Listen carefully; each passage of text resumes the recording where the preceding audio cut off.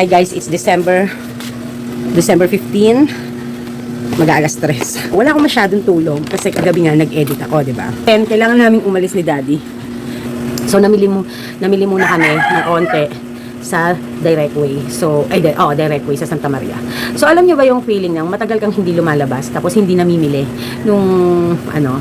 So, di ba may vlog ako na namili naman kami nung dito sa Masway lang malapit sa amin nung minsan.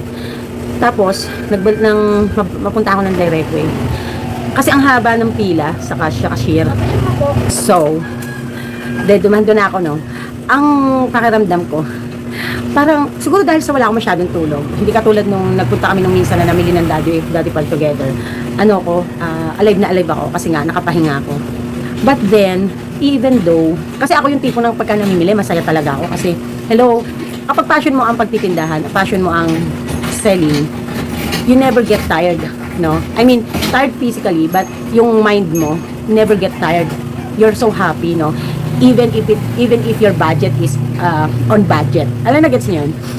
The main reason of going out is to claim sa bangko yung aming isang property, to claim the title. So finally